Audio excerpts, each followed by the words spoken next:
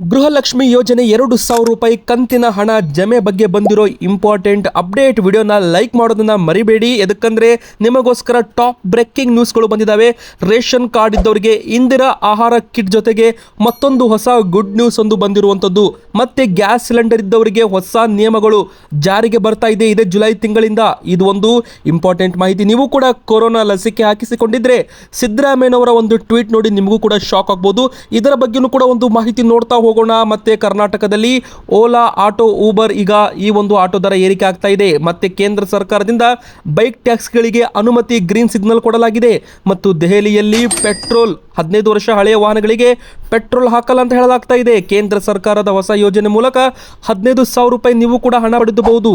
ಇವತ್ತಿನ ಈ ಒಂದು ವಿಡಿಯೋ ಮಾತ್ರ ನೀವು ಕೊನೆವರೆಗೂ ಪೂರ್ತಿಯಾಗಿ ನೋಡಲೇಬೇಕು. ಎಲ್ಲ ಟಾಪ್ ಸುದ್ದಿಗಳನ್ನು ನೋಡೋಣ. ಹಾಗೆ ವಿಡಿಯೋಗೆ ನೀವು ಇನ್ನೂ ಕೂಡ ಲೈಕ್ ಮಾಡಿಲ್ಲ ಅಂದರೆ ದಯವಿಟ್ಟು ಎಲ್ಲರೂ ಕೂಡ ವಿಡಿಯೋಗೆ ಒಂದು ಲೈಕ್ ಮಾಡಿ. ಮತ್ತೆ ನಿಮ್ಮ ಒಂದು ಊರಿನ ಹೆಸರನ್ನ ಕಮೆಂಟ್ ಮಾಡಿ. ಹಾಗೆ ಗೆಳೆಯರೆ, ನಮ್ಮ ಒಂದು ಚಾನಲ್ಗೆ ಸಬ್ಸ್ಕ್ರೈಬ್ ಮಾಡಿಲ್ಲ ಅಂದರೆ ಬೇಗನೆ ಕೆಳಗಡೆ ಕಾಣುತ್ತಿರೋ ಸಬ್ಸ್ಕ್ರೈಬ್ ಬಟನ್ ಮೇಲೆ ಕ್ಲಿಕ್ ಮಾಡಿ. ಪಕ್ಕದಲ್ಲಿ ಕಾಣಿಸುತ್ತಿರೋ ಬೆಲ್ ಐಕಾನ್ ಕೂಡ ಒತ್ತಿ. ಹೌದು ಗೆಳೆಯರೆ, ನಿಮಗೆಲ್ಲರಿಗೂ ಗೊತ್ತಿರೋ ಹಾಗೆ ರೇಷನ್ ಕಾರ್ಡ್ ಇದ್ದವರಿಗೆ ಅನ್ನಭಾಗ್ಯ ಯೋಜನೆ ಅಡಿಯಲ್ಲಿ BPL ಕಾರ್ಡ್ದಾರರಿಗಾಗಿರ್ಬೋದು ಮತ್ತು AAY ಕಾರ್ಡ್ದಾರರಿಗೆ ಪ್ರತಿ ವ್ಯಕ್ತಿಗೂ ಕೂಡ 10 kg ಅಕ್ಕಿಯನ್ನು ಕೊಡಲಾಗ್ತಾ ಇತ್ತು ಈ ಒಂದು ಯೋಜನೆ ಅಡಿಯಲ್ಲಿ. ಈಗ ಈ ಒಂದು ಯೋಜನೆಯಲ್ಲಿ ಭಾರಿ ಚೇಂಜ್ ಮಾಡಲಾಗುತ್ತೆ ಅಂತ ಹೇಳಲಾಗಿತ್ತು. ಹೌದು, ಪಡಿತರ ಅಕ್ಕಿ ಜೊತೆಗೆ ಪೌಷ್ಟಿಕ ವಸ್ತುಗಳನ್ನು ಒಳಗೊಂಡ ಇಂದಿರಾ ಕಿಟ್ ಅನ್ನ ವಿತರಣೆ ಮಾಡಲಾಗುತ್ತೆ. ಕಾಂಗ್ರೆಸ್ ಸರ್ಕಾರದಿಂದ ಇದು ಒಂದು ಮಹತ್ವದ ಹೆಜ್ಜೆ ಅಂತ ಹೇಳಲಾಗಿತ್ತು. ಸಕ್ಕರೆ 1 ಕಿಲೋ ಆಗಿರ್ಬೋದು, ಉಪ್ಪು 1 ಕಿಲೋ ಆಗಿರ್ಬೋದು, ಈ ತರ ಒಂದು ಘೋಷಣೆ ಮಾಡಲಾಗಿತ್ತು. ಆದರೆ ಸಚಿವ ಸಂಪುಟ ಸಭೆಯಲ್ಲಿ ಇದರ ಬಗ್ಗೆ ಯಾವುದೇ ರೀತಿ ಒಂದು ಅಪ್ಡೇಟ್ ಇನ್ನೂ ಕೂಡ ಸಿಕ್ಕಿಲ್ಲ. ಹೌದು, ಜುಲೈ 2ನೇ ತಾರೀಕಿನಂದು ಇದರ ಬಗ್ಗೆ ಒಂದು ಅಧಿಕೃತ ಮಾಹಿತಿ ಬರುತ್ತೆ ಅಂತ ಹೇಳಲಾಗ್ತಾ ಇತ್ತು. ಆದರೆ ಇನ್ನೂ ಕೂಡ ಅಧಿಕೃತ ಮಾಹಿತಿ ಬಂದಿಲ್ಲ. ಮೊದಲಿಗೆ ಹೇಳೋದಾದರೆ ಬಹುತೇಕ ಕಡೆ ಕುಟುಂಬಕ್ಕೆ ಬಳಕೆಯ ಪ್ರಮಾಣಕ್ಕಿಂತ ಹೆಚ್ಚು ಪ್ರಮಾಣದ ಅಕ್ಕಿ ಪೂರೈಕೆ ಆಗುತ್ತಿರುವುದು ಸರ್ಕಾರಕ್ಕೆ ಗೊತ್ತಾಗಿದೆ. ಹೀಗಾಗಿ ಕಡಿಮೆ ದರದಲ್ಲಿ ಈ ಒಂದು ಅಕ್ಕಿಯನ್ನು, ಅನ್ನಭಾಗ್ಯ ಯೋಜನೆ ಅಕ್ಕಿಯನ್ನು ಕಾಳಸಂತೆಯಲ್ಲಿ ಮಾರಾಟ ಮಾಡಿ ಹಣವನ್ನು ಗಳಿಸ್ತಾ ಇದ್ದಾರೆ. ಹೀಗಾಗಿ ಸರ್ಕಾರ 5 kg ಅಕ್ಕಿ ಬದಲಾಗಿ 3 kg ಅಥವಾ 2 kg ಅಕ್ಕಿ ಕೊಟ್ಟು 3 kg ಜೋಳ ಅಥವಾ ರಾಗಿ ಕೊಡಲು ವಿಚಾರ ಮಾಡಿತ್ತು. ಹೌದು, ಹೆಚ್ಚುವರಿ ಅಕ್ಕಿ ಬದಲಾಗಿ 3 kg ಅಕ್ಕಿ ಕೊಟ್ಟು 2 kg ರಾಗಿ ಅಥವಾ ಜೋಳ ವಿತರಣೆ ಮಾಡೋದರ ಬಗ್ಗೆ ಚಿಂತನೆಯನ್ನು ಶುರು ಮಾಡಿತ್ತು. ನಂತರ ಏನಾಯಿತು ಅಂದರೆ ದಕ್ಷಿಣ ಕರ್ನಾಟಕದ ಭಾಗದಲ್ಲಿ ರಾಗಿಯನ್ನು ಕೊಟ್ಟು ನಂತರ ಉತ್ತರ ಕರ್ನಾಟಕದ ಭಾಗದಲ್ಲಿ ಜೋಳವನ್ನು ವಿತರಣೆ ಮಾಡೋದರ ಬಗ್ಗೆ ಚಿಂತನೆ ಶುರು ಮಾಡಲಾಗಿತ್ತು. ನಂತರ ರಾಜ್ಯದ BPL ಪಡಿತರ ಚೀಟಿದಾರರಿಗೆ ಅನ್ನಭಾಗ್ಯದ ಅಕ್ಕಿ ಜೊತೆಗೆ ಇಂದಿರಾ ಆಹಾರ ಕಿಟ್ ಕೊಡಬೇಕು, ಪ್ರತಿ ತಿಂಗಳು ಉಚಿತವಾಗಿ ವಿತರಣೆ ಮಾಡಬೇಕು ಅಂತ ಒಂದು ಯೋಚನೆ ಶುರು ಮಾಡಲಾಗಿತ್ತು. ಅಕ್ಕಿಯ ದುರುಪಯೋಗ ತಪ್ಪಿಸಲು 5 kg ಅಕ್ಕಿಯನ್ನು ವಾಪಸ್ ಪಡೆದು ಇಂದಿರಾ ಆಹಾರ ಕಿಟ್ ವಿತರಣೆ ಮಾಡೋದರ ಮೂಲಕ ಸರ್ಕಾರ ಹೊಸ ಒಂದು ಕ್ರಮ ತೆಗೆದುಕೊಳ್ಳುತ್ತೆ ಅಂತ ಇಲ್ಲಿ ಹೇಳಲಾಗಿದೆ. ಇಂದಿರಾ ಆಹಾರ ಕಿಟ್ ಯೋಜನೆ ಅಡಿಯಲ್ಲಿ ಸಕ್ಕರೆ, ಉಪ್ಪು, ತೊಗರಿಬೇಳೆ, ಚಹಾ ಪುಡಿ, ಕಾಫಿ ಪುಡಿ ಮತ್ತು ಗೋಧಿ ಸೇರಿದಂತೆ ಪೌಷ್ಟಿಕ ಆಹಾರ ವಸ್ತುಗಳು ಸೇರಿವೆ ಅಂತಲೂ ಕೂಡ ಇಲ್ಲಿ ಹೇಳಲಾಗಿತ್ತು. ಆದರೆ ಇದರ ಬಗ್ಗೆ ಸಚಿವ ಸಂಪುಟ ಸಭೆಯಲ್ಲಿ ಅಧಿಕೃತ ಮಾಹಿತಿ ಇನ್ನೂ ಕೂಡ ಸಿಕ್ಕಿಲ್ಲ ಅಂತಲೂ ಕೂಡ ಇಲ್ಲಿ ಹೇಳಲಾಗಿದೆ. ಹೌದು, ಇಂದಿರಾ ಆಹಾರ ಕಿಟ್ನ ಯೋಜನೆ ಬಗ್ಗೆ ನಮಗೂ ಕೂಡ ಈವರೆಗೂ ಯಾವುದೇ ರೀತಿ ಅಧಿಕೃತ ಸುತ್ತೋಲೆ ಬಂದಿಲ್ಲ.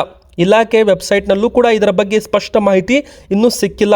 ಇನ್ನಷ್ಟೇ ಪ್ರಸ್ತಾವನೆ ಸಲ್ಲಿಕೆ ಆಗಿರೋದ್ರಿಂದ ಕಾರ್ಯರೂಪ ಬರಬೇಕಂದ್ರೆ ಇನ್ನೂ ಸ್ವಲ್ಪ ಟೈಮ್ ಆಗ್ಬೋದು ಅಂತ ಇಲ್ಲಿ ಹೇಳಲಾಗಿದೆ.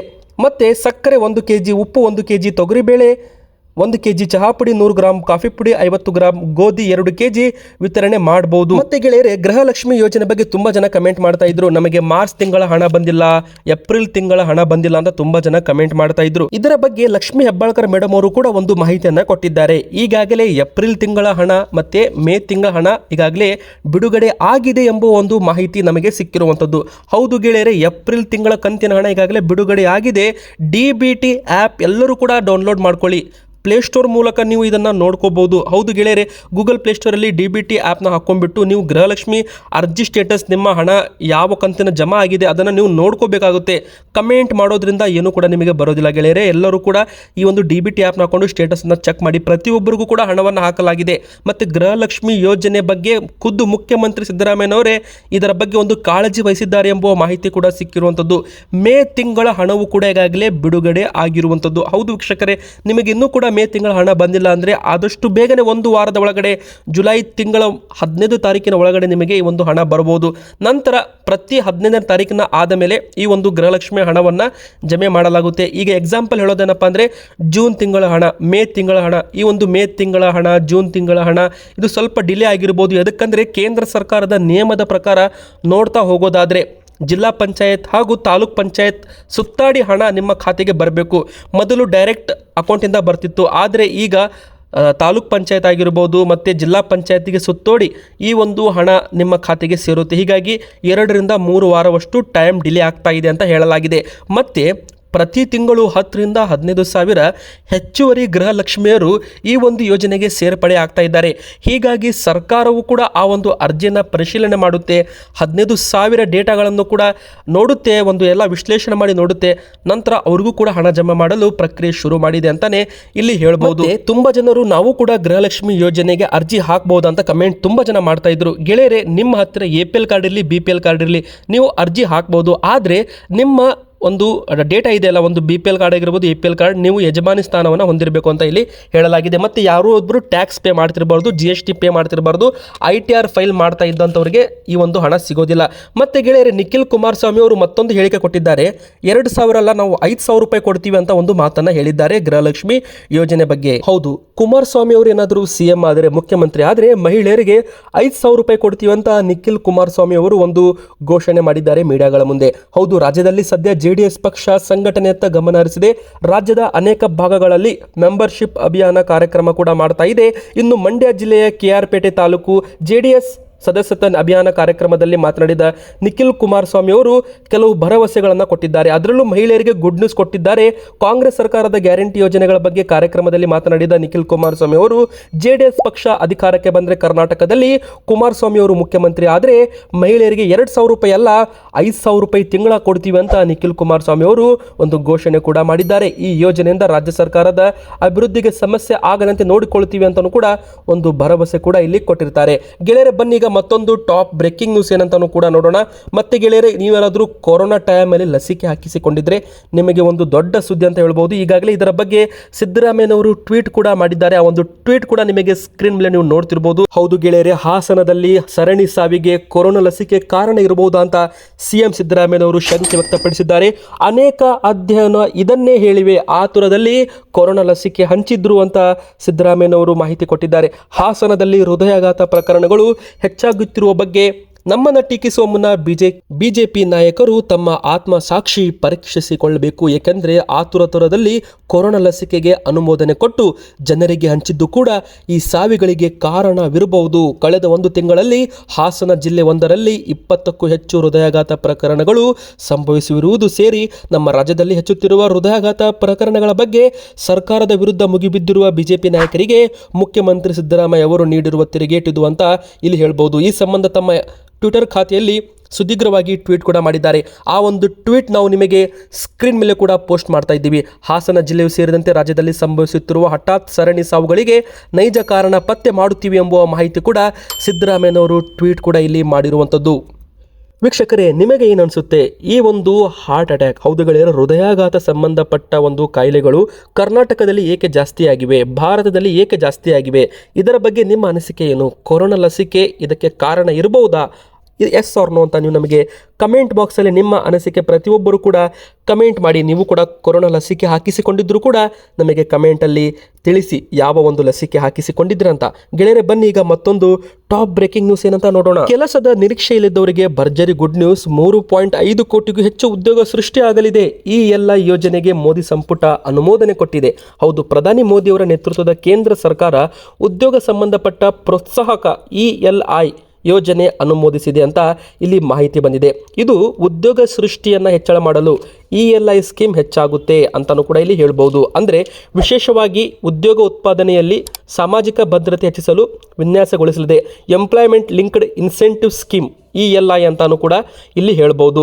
4.1 ಕೋಟಿ ಯುವಕರಿಗೆ ಉದ್ಯೋಗ ಮತ್ತು ಕೌಶಲ್ಯ ಅವಕಾಶ ಒದಗಿಸುವ ಗುರಿ ಹೊಂದಿರುವ ಪ್ರಧಾನಮಂತ್ರಿಯವರ 5 ಯೋಜನೆಗಳಲ್ಲಿ ಒಂದು ಭಾಗವಾಗಿದ್ದು, ಇದಕ್ಕೆ ಒಟ್ಟು 1 ಲಕ್ಷ ಕೋಟಿಗೂ ಹೆಚ್ಚು ಹಣ ಬೇಕಾಗಬಹುದು ಅಂತ ಇಲ್ಲಿ ಮಾಹಿತಿ ಸಿಕ್ಕಿರುವಂಥದ್ದು. ಹೌದು ಗೆಳೆಯರೆ, ELI ಯೋಜನೆ 99,446 ಕೋಟಿ ರೂಪಾಯಿಗಳು ನಿಗದಿಪಡಿಸಲಾಗಿದ್ದು 2 ವರ್ಷದಲ್ಲಿ ದೇಶಾದ್ಯಂತ 3.5 ಕೋಟಿಗೂ ಹೆಚ್ಚು ಉದ್ಯೋಗ ಸೃಷ್ಟಿಸುವ ಗುರಿ ಇದು ಹೊಂದಿರುತ್ತೆ ಅಂತ ಇಲ್ಲಿ ಹೇಳಲಾಗಿದೆ. ಮತ್ತು ಇಲ್ಲಿ ಇಂಪಾರ್ಟೆಂಟ್ ಏನಪ್ಪಾ ಅಂದ್ರೆ ಉದ್ಯೋಗ ಸೃಷ್ಟಿ ಹೆಚ್ಚಳ ಮಾಡುವ ಗುರಿ ಹೊಂದಿರುವ ಉದ್ಯೋಗ ಸಂಬಂಧಿತ ಪ್ರೋತ್ಸಾಹಕ ಈ ಎಲ್ಲ ಯೋಜನೆಗೆ ಅನುಮೋದನೆ ಕೊಟ್ಟಿದ್ದು, ಈ ಒಂದು ಉಪಕ್ರಮದ ಭಾಗವಾಗಿ ಮೊದಲ ಬಾರಿಗೆ ಕೆಲಸ ಮಾಡುವವರಿಗೆ 15,000 ರೂಪಾಯಿವರೆಗಿನ ವೇತನ ಆಧಾರಿತ ಪ್ರೋತ್ಸಾಹ ಧನವನ್ನು ನೀಡಲಾಗುತ್ತೆ. ಇನ್ನು 2 ಮಾಸಿಕ ಕಂತುಗಳಲ್ಲಿ ವಿತರಣೆ ಮಾಡಲಾಗುತ್ತೆ. ಅಂದರೆ 15,000 ರೂಪಾಯಿ ಈ ಎಲ್ಲ ಯೋಜನೆ ಮೂಲಕ ಪ್ರೋತ್ಸಾಹ ಧನ ಕೂಡ ಕೊಡಲಾಗುತ್ತೆ ಅಂತ ಇಲ್ಲಿ ಹೇಳಲಾಗಿದೆ. ಹೌದು ಗೆಳೆಯರೆ, ಈ ಒಂದು ಎಂಪ್ಲಾಯ್ಮೆಂಟ್ ಲಿಂಕ್ಡ್ ಇನ್ಸೆಂಟಿವ್ ಸ್ಕೀಮ್ ಅಲ್ಲಿ ಯಾರಾದರೂ ಜಾಯ್ನ್ ಆದರೆ ಮೊದಲ ಬಾರಿ ಕೆಲಸ ಮಾಡೋರಿಗೆ 15,000 ರೂಪಾಯಿ ಪ್ರೋತ್ಸಾಹಧನ ಸರ್ಕಾರದಿಂದಲೇ ಸಿಗ್ತಾ ಇದೆ. ಮತ್ತೆ ಗೆಳೆಯರೆ, ಗ್ಯಾಸ್ ಸಿಲಿಂಡರ್ಗಾರರಿಗೆ ಒಂದು ಇಂಪಾರ್ಟೆಂಟ್ ಮಾಹಿತಿ, ಹೊಸ ರೂಲ್ಸ್ ಅಂತ ಹೇಳ್ಬೋದು. OTP ಆಧಾರಿತ ಗ್ಯಾಸ್ ಸಿಲಿಂಡರ್ ವಿತರಣೆಗೆ ನೇಮ ಮಾಡಲಾಗಿದೆ. ಹೌದು, LPG ಗ್ಯಾಸ್ ಸಿಲಿಂಡರ್ ನಿಯಮಗಳಲ್ಲಿ ಬದಲಾವಣೆ ಮಾಡಲಾಗಿದ್ದು, ಇನ್ನು ಮುಂದೆ OTP ಇಲ್ಲ ಅಂದರೆ ಸಿಲಿಂಡರ್ ಕೂಡ ಸಿಗೋದಿಲ್ಲ. ನಿಮ್ಮ ಮನೆಗೆ LPG ಗ್ಯಾಸ್ ಸಿಲಿಂಡರ್ ಬಂದರೆ ಈ ಸುದ್ದಿ ನಿಮಗೆ ಬಹಳ ಮುಖ್ಯ ಅಂತ ಹೇಳ್ಬೋದು. ಜುಲೈ 1, 2025ರಿಂದ ದೇಶಾದ್ಯಂತ LPG ಗ್ಯಾಸ್ ಸಿಲಿಂಡರ್ಗಳಿಗೆ ಸಂಬಂಧಪಟ್ಟಂತೆ ನಿಯಮಗಳನ್ನು ಬದಲಾವಣೆ ಕೂಡ ಮಾಡಲಾಗ್ತಾ ಇದೆ. OTP ಪರಿಶೀಲನೆ ಕಡ್ಡಾಯ. ನಿಮಗೆ OTP ಇಲ್ಲದರೆ ಸಿಲಿಂಡರ್ ಸಿಗೋದಿಲ್ಲ. ನಿಮ್ಮ ಮನೆಗೆ LPG ಸಿಲಿಂಡರ್ ತಲುಪಿದಾಗೆಲ್ಲ ನಿಮಗೆ ಮೊಬೈಲ್ ಸಂಖ್ಯೆಗೆ ಒಂದು OTP ಬರುತ್ತೆ. ಆ ಒಂದು OTPಯನ್ನು ಡೆಲಿವರಿ ಮ್ಯಾನ್ಗೆ ಹೇಳಿದರೆ ಮಾತ್ರ ನಿಮಗೆ ಸಿಲಿಂಡರ್ ಸಿಗುತ್ತೆ. ಈ ನಿಯಮದ ಉದ್ದೇಶವೇನೆಂದರೆ ಬೇರೆ ಯಾರು ನಿಮ್ಮ ಹೆಸರಿನಲ್ಲಿ ಗ್ಯಾಸ್ ಸಿಲಿಂಡರ್ ತೆಗೆದುಕೊಳ್ಳಲು ಸಾಧ್ಯವಿಲ್ಲ ಮತ್ತು ನಕಲಿ ವಿತರಣೆ ಘಟನೆಗಳು ಕೂಡ ತಡಿಬೇಕು. ಅಲ್ಲದೆ ಸಿಲಿಂಡರ್ ಸರಿಯಾದ ಸ್ಥಳಕ್ಕೆ ಮತ್ತು ಸರಿಯಾದ ವ್ಯಕ್ತಿಗೆ ತಲುಪಿದೆಯಾ ಇಲ್ವಾ ಅಂತಲೂ ಕೂಡ ಇಲ್ಲಿ ಗ್ರಾಹಕರು ವಿಶ್ವಾಸ ವ್ಯಕ್ತಪಡಿಸಬಹುದು ಅಂತ ಇಲ್ಲಿ ಹೇಳಲಾಗಿದೆ. ಮತ್ತು ಡಿಜಿಟಲ್ KYC ಕೂಡ ಈಗ ಕಡ್ಡಾಯ ಮಾಡಲಾಗಿದೆ ಅಂತಲೂ ಕೂಡ ಹೇಳಬಹುದು. ಸಿಲಿಂಡರ್ ತೂಕವು ಕೂಡ ನೀವು ಪರಿಶೀಲನೆ ಮಾಡಬಹುದು ಇನ್ನು ಮುಂದೆ ಅಂತಲೂ ಕೂಡ ಇಲ್ಲಿ ಹೇಳಲಾಗ್ತಾ ಇದೆ. ಹಲವು ಬಾರಿ ಗ್ರಾಹಕರು ಸಿಲಿಂಡರ್ ಸಂಪೂರ್ಣವಾಗಿ ತುಂಬಿಲ್ಲ ಅಂತ ದೂರು ಕೊಡ್ತಾರೆ. ಈಗ ಸರ್ಕಾರ ಇದರ ಬಗ್ಗೆಯೂ ಕಠಿಣ ಕ್ರಮ ತೆಗೆದುಕೊಂಡಿದೆ. ವಿತರಣಾ ವ್ಯಕ್ತಿ ಈಗ ತೂಕದ ಯಂತ್ರವು ಕೂಡ ಹೊಂದಿರ್ತಾನೆ. ಇದರಿಂದ ಗ್ರಾಹಕರು ವಿತರಣೆ ಸಮಯದಲ್ಲಿ ಸಿಲಿಂಡರ್ ತೂಕವನ್ನು ಪರಿಶೀಲನೆ ಮಾಡಬಹುದು. ಇದು ಕಲಬೆರಕೆ ಅಥವಾ ಕಡಿಮೆ ಅನಿಲದ ದೂರುಗಳನ್ನು ಹೆಚ್ಚಳ ಮಟ್ಟಿಗೆ ನಿವಾರಿಸುತ್ತೆ ಅಂತಲೂ ಕೂಡ ಇಲ್ಲಿ ಹೇಳಿದ್ದಾರೆ.